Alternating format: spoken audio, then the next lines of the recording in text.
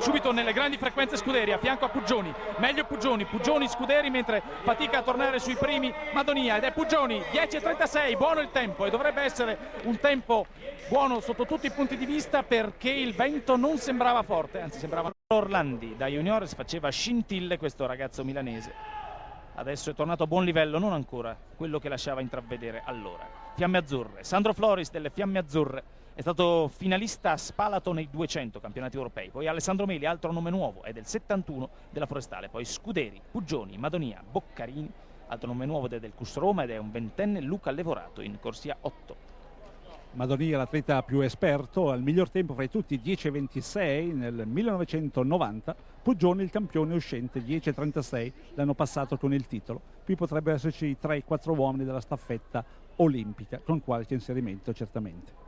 Scuderi, nome nuovo, corsia 4. Partenza subito valida, bene per il risultato finale eventualmente. Subito nelle grandi frequenze Scuderi a fianco a Puggioni, meglio Puggioni Scuderi mentre fatica a tornare sui primi Madonia ed è Puggioni, 10:36, buono il tempo e dovrebbe essere un tempo buono sotto tutti i punti di vista perché il vento non sembrava forte, anzi sembrava non esserci addirittura. 10:36 è un discreto tempo davvero per Giovanni Maria Puggioni, sì, perdonateci, Carl Lewis fa 9:94, Dennis Mitchell fa 9:93, noi siamo su livelli differenti però ci contentiamo.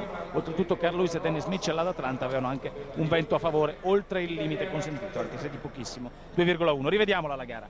Sono partiti bene sia Puggioni che Scuderi, che anche in corsia 3 un altro nome nuovo, Alessandro Meli, mentre è partito davvero male Ezio Madonia, che difficilmente sbaglia le gare che contano e questa per lui era una gara davvero che contava. Riesce poi a ritornare sul podio probabilmente, ma non per i primi 2 posti. Attenzione anche a Levorato qui in corsia 8, la vittoria dovrebbe essere, sì, vittoria facile per Puggioni che se ne accorge subito, il secondo posto per Francesco Scuderi e poi potrebbe esserci duello per il terzo posto Ezio Madonia, Luca Levorato. Certamente una buona progressione per Puggioni e può essere confortato, un 10:36 eccellente, il vento era solo di 0,80 a favore e dunque non ha certamente avuto aiuti particolari, è sempre rimasto in testa fino all'ultimo metro, nulla potuto Madonia, l'atleta più esperto, e Puggioni alza giustamente il braccio al cielo qui allo stadio comunale Dallara di Bologna per questo suo secondo titolo consecutivo.